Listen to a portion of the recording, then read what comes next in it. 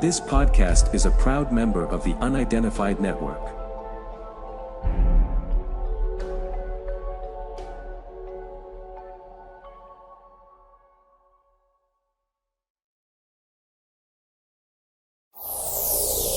On the Track is a monthly web TV show about cryptozoology, natural history, green issues and whatever else the team feel like making up as they go along. Enjoy!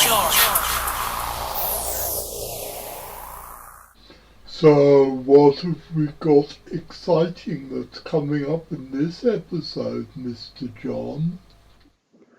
Today, Hennis, we've got a very special episode for you. We're going to be talking about tigers.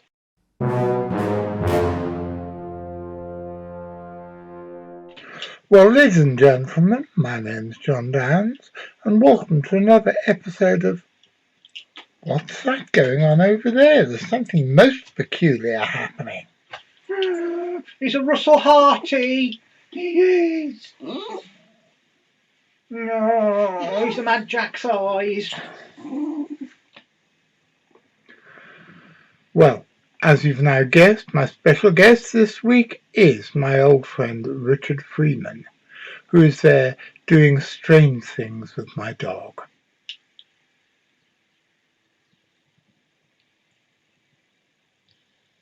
Hello. Good afternoon, ladies and gentlemen. My name is Jon Downes. I'm the director of the Centre for Fortean Zoology, and welcome to another episode of On the Track. For those of you who don't know, every Wednesday evening at 6:30 for about a quarter of an hour, and every Saturday afternoon at 3 for about twice that, we bring you a miscellany, a mishmash, a mélange, a mixture, and all sorts of other things beginning with M of hard science, weird shit, and surreality. What's surreality? Well, I'm not really sure. I think we should go and ask Wally the comedy rhinoceros. Surreality is an art movement, a social movement, and even a magical movement, starting just after the First World War, in which strange, bizarre, and unexpected things are juxtaposed onto the images of what we laughingly call consensus reality.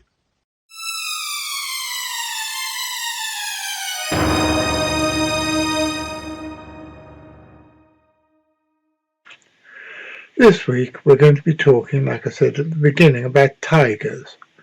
Tigers, Panthera tigris, are the largest member of the cat family and are iconic creatures, not just because of William Blake's poem describing their fearful symmetry. Up until very recently, it was believed that there were 9 subspecies of tiger.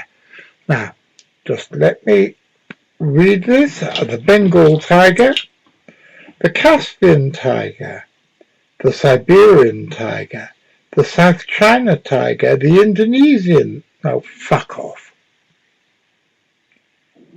The Bengal tiger. This is actually the nominate subspecies and is the most common of the subspecies still found in the world today, and as the name implies, it is found in the Indian subcontinent. The Caspian tiger. This was a creature that was found as far west as eastern Turkey, and even in parts of the Corsicas, meaning it was the only tiger species ever to be found, in historic times at least, in Europe. The Siberian tiger. This tiger lives in the Russian Far East, northeast China, and probably in North Korea, but we don't know what happens in North Korea these days. The South China tiger. This is the one that was found in South China and even in Hong Kong as recently as when I was a little boy there. and it's the subspecies that I probably know most about. It's probably extinct in the wild, but there are breeding programs of captive specimens in South Africa and other places around the world. The Indo-Chinese tiger, the Malayan tiger, and 3 tigers found on islands in what used to be known as the East Indies: the Javan tiger, the Bali tiger, and the Sumatran tiger. We know about the Sumatran tiger because Richard and his compadres had an encounter with one through the magic of their trail cameras in Sumatra a couple of years ago. I've had 2 run-ins with Sumatran tigers whilst looking for the orang pendek in the jungles of Sumatra. The first one was in 2013 when I was there making a film with the French filmmaker Christopher Kilian and the extraordinarily beautiful taxidermist Adele Morse. And we were at Gunung Tuju, the Lake of Seven Peaks in Kerinci Sablat National Park, and it was our last night there. And we'd been very lucky with the weather because it hadn't rained, but on that last night it was raining, and we were all sat in a pondok, which is a sort of a structure made from branches and palm leaves, and I had a terrible feeling of being watched. And we were on a little beach near to the lake. It's only got this one little beach around it, and there's one trail that leads off into the jungle, so there's one way in and out to our campsite. And just beyond the reach of the firelight, I had a feeling that we were being watched by something from the path that led up into the jungle during the night, and it was the most creepy sensation of being watched I've ever had. Really sent shivers up your spine. And I mentioned this to the others, that in the morning when we were breaking camp, we found fresh tiger tracks, and this thing had stalked us. It had come down to the edge of the camp and then saw the fire and didn't come any further. That was my first encounter with Sumatran tigers. The second one was a couple of years ago when we were further south in Sumatra, away from Kerinci Sablat National Park, and we were in rainforest that was outside national parks. And it was in an area where there weren't supposed to be any tigers, but there was a local tradition of something called the Haramau Tinki, which is the stumbling tiger. And they said it was sort of like a ghost tiger or a were tiger. The idea of were tigers is widespread in Sumatra. And our former guide, the late Sahar Dimas, was a tiger shaman who was supposed to be able to bring the tiger spirit down into him to possess him. Anyway, this particular area, we were looking for orang pendek, but there weren't supposed to be any tigers. And we put camera traps out to try and catch the orang pendek, and we didn't get the orang pendek, but we got a full-grown tiger stalking in front of our camera in an area where they're not supposed to be. So that either means there's an undiscovered population of them in this part of Sumatra, or they're moving back into areas from which they've been expatriated. Ever since taxonomy was a thing, there've been 2 subgroups within taxonomists. One are called the lumpers. They are people who lump together various species or subspecies and make them all the same, put them all together into one single species or subspecies, and the others are the splitters, who do exactly the opposite. In their own ways, both of these can be quite irritating to folk like Richard and me, who want to find out the truth about the whereabouts of animals, but often suspect that both lumpers and splitters, especially in these decadent days, work together with governments and have political motivation for what they do.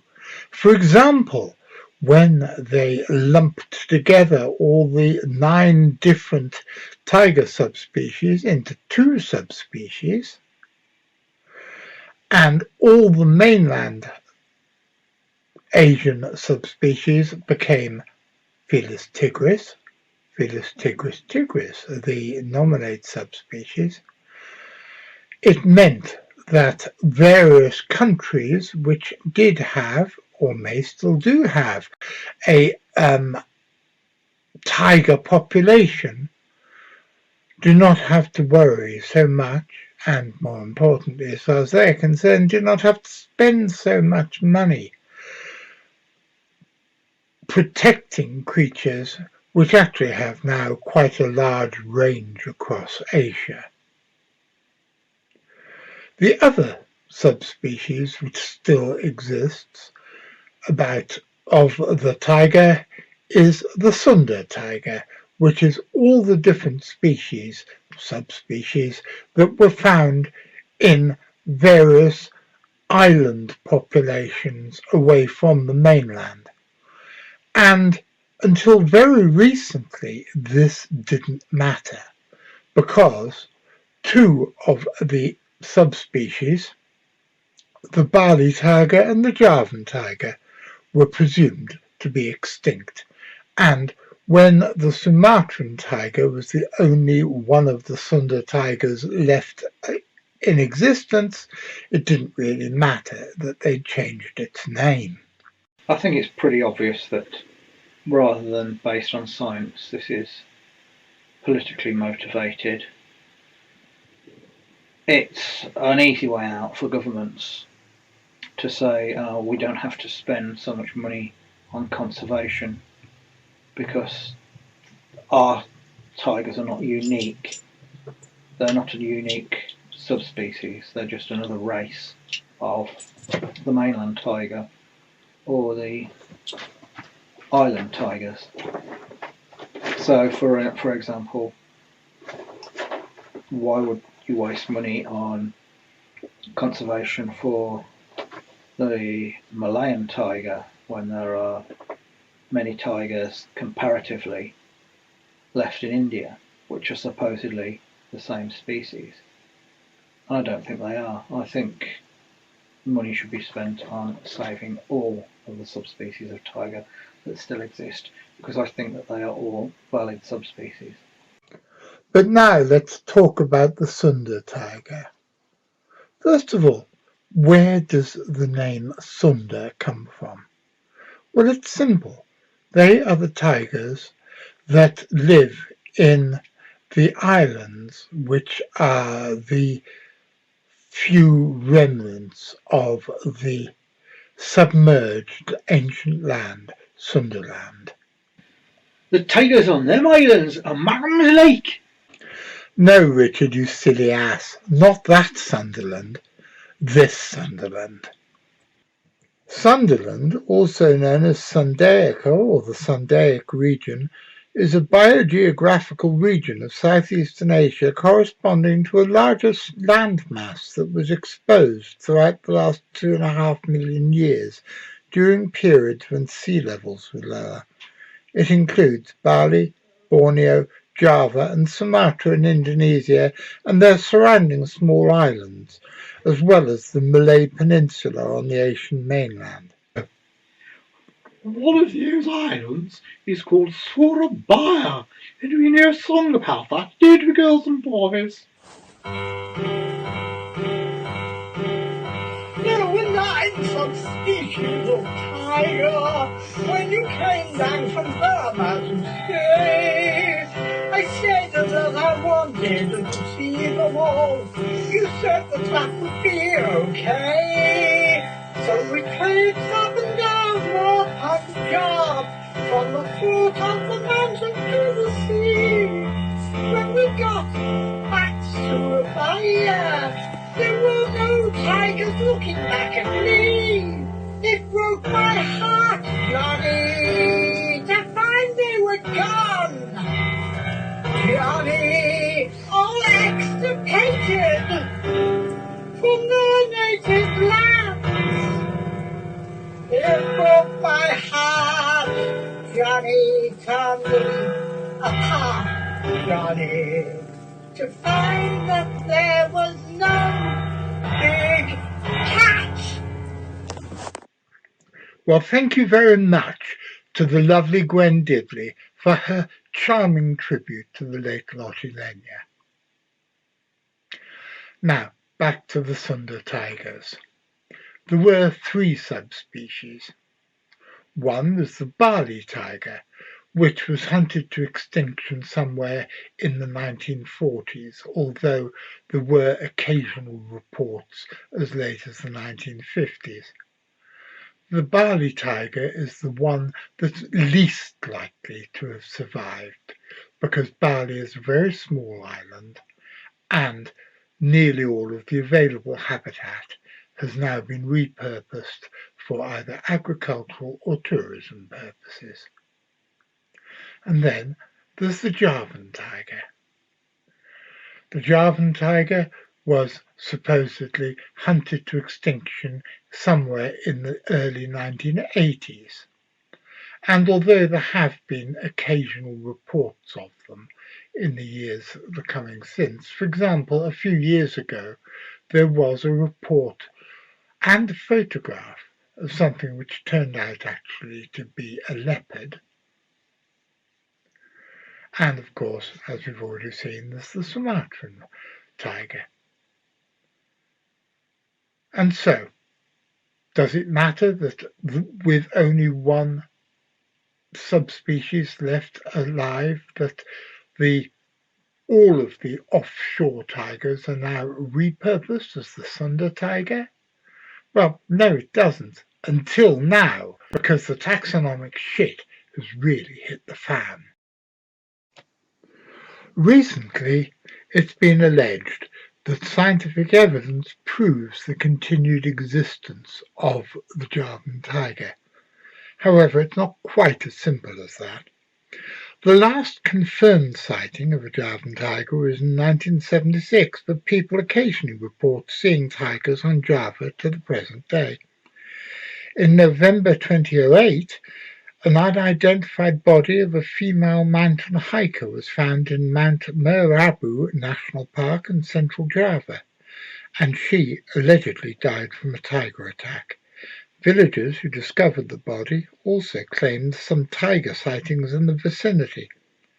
In January 2009, some villagers claimed to have seen a tigress with 2 cubs wandering near a village adjacent to Lawu Mountain. Local authorities found several fresh tracks in the location. Recently, the authors of a new study, which was published March the 21st in the journal Oryx, appeared to confirm the creature's continued existence after analysing a single strand of hair retrieved from a plantation in West Java. I'm going to quote selectively from the abstract. Here, a potential observation in 2019 of a Javan tiger in a community plantation near the village of Kipandwai in the forest of South Sukabumi, West Java, and a single hair found on a fence nearby are assessed. The cytochrome B mitochondrial DNA gene sequence of the putative Javan tiger hair were compared with that of a Javan tiger specimen in Museum Zoologicum Bulgariense, collected in 1930, and hair samples of several subspecies and of the Javan leopard. They were all used as controls. In addition, phylogenetic trees showed that the putative Javan tiger hair sample belongs to the same group as the museum specimen of the Javan tiger, but is differentiated from other tiger subspecies and the Javan leopard. Whether the Javan tiger still occurs in the wild needs to be confirmed with further genetic and field studies. However, not everybody is as excited as the journalists have been. Liu Shujin, an evolutionary geneticist at Peking University in China, told Live Science but her team reanalyzed the DNA sequence data presented in the study and found errors and potential sample contamination. These errors may result from various reasons that are impossible to trace based on the information provided by the study's authors, Luo said. Considering the likelihood of contamination during the production of the putative tiger hair sample and the museum Javan tiger specimen, it's inappropriate to use these sequences to conclude the definite existence of the Javan tiger. Anubab Khan, a postdoctoral researcher who studies tiger genetics at the University of Copenhagen in Denmark, also reanalyzed the data. Speaking to the Wall Street Journal last week, he said that he couldn't confirm whether the hair came from a tiger based on the study's data. However, he told Live Science that he has since collaborated with the study authors to conduct a new analysis. So, there we have it. Is the new evidence enough to prove the existence of the Javan tiger once and for all? No, it's not. But is there enough evidence to say that the Javan tiger is definitely extirpated? No. The investigations continue. I'm going to read what happens with great interest, and until then I'm afraid you're just going to have to watch this space and wait and see. If you want to support us and help us make more content like these, please press like, subscribe, follow our Facebook page and check out our Patreon. And as the ghost of Joe Strummer, who's an ever more regular visitor to my little studio, says, don't forget to ring the notification bell, otherwise you'll miss the new episodes. And that would be an awful pity, wouldn't it? They might be thinking about visiting the south. Well, there's things you need to know. The south might seem quaint, but remember, in the south, they drink shandy. They keep cats. They vote Tory. They go to focus groups. They go to wine bars. They're as soft as shite. So if you visit the south, remember, think once, think twice, think soft as shite. That was a public information film.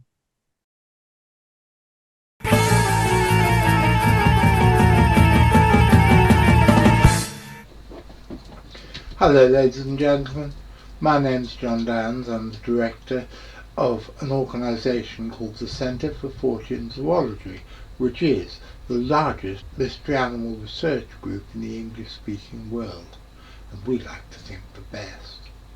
We've been going now for over 30 years, and in those 3 decades we have sometimes carried out campaigns to try to raise money for equipment or for expedition expenses.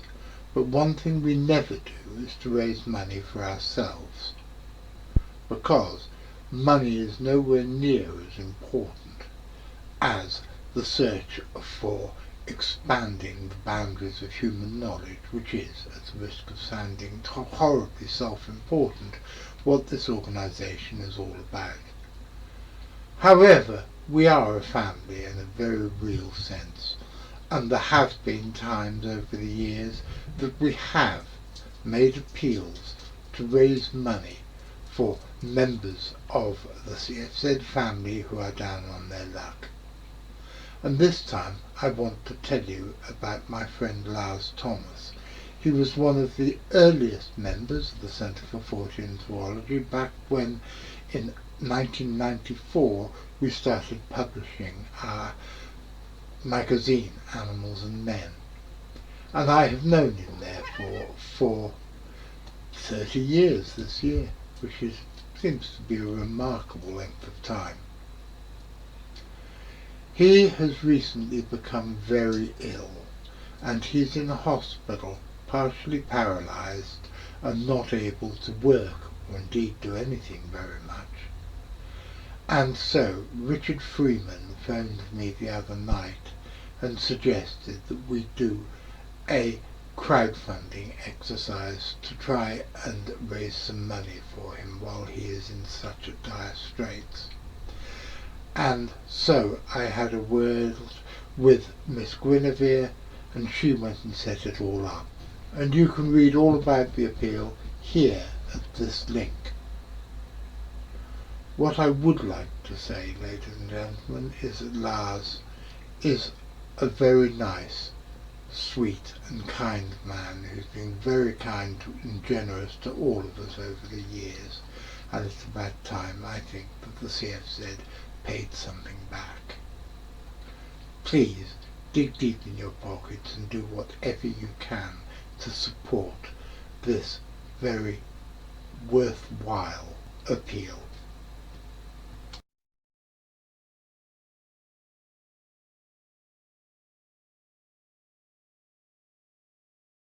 And so, ladies and gentlemen, that's about it for this episode. I hope you enjoyed it.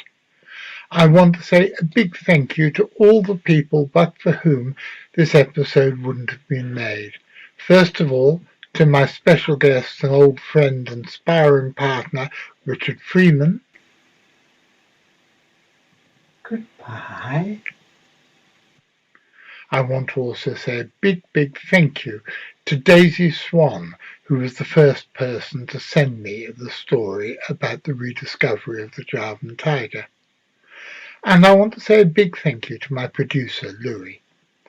And I also want to thank, as always, Graham Inglis, Deputy Director of the Centre for Fortean Zoology, and also my carer, the guy who pushes my wheelchair, takes me to the hospital, gets me up in the morning, puts me to bed at night, and makes sure I take the right medicine, which is always something that I have a tendency not to do. And I want to say a big thank you to Karen Heath, my secretary, who does all sorts of things, to my new housekeeper, who you will be meeting, I'm sure, in the shows to come. She is called Helen, not the old Helen that we used to have, but a new Helen, who's also actually no relation to Helen Freeman. And I want to say thank you to Miss Judy, who is on indefinite leave of absence because her husband Brian is seriously ill. And I want to say a big thank you to Miss Guinevere, who does so much behind the scenes for the CFZ that you really would not believe it if I told you. I want to say goodbye to another old friend of mine. It's been a horrible year so far. So many people that I've loved have gone. And the latest person to go, who died a few days ago, as I'm recording this, was Pete Loveday, the legendary cartoonist and author of the Russell comics and Big Bang comics. He was a mate of mine. He was somebody I'd admired for years, and he was one of my favourite clients. And our hearts and good wishes and healing vibes go out to his widow, Kate, who is a lovely person. And Kate, if you're watching this, if there's ever anything any of us can do here, just ask. You only have to ask, honey. Now, I'm going to be back on Wednesday. What am I talking about on Wednesday? Well, I've got a vague idea, but I'm not going to tell you because I'm not sure yet. And I'm going to be back next Saturday. And I'm going to have Richard Freeman with me again, and we're going to be going through his top 10 cryptids he thinks are most likely to exist. So, are you listening, Mr. McCrillan? If you're listening, Mr. McCrillan, I hope you're going to be watching the show, because I'm going to be there doing the live chats and the notifications and all the other odds and sods of stuff I do. And if you're going to be watching it, I'll be seeing you.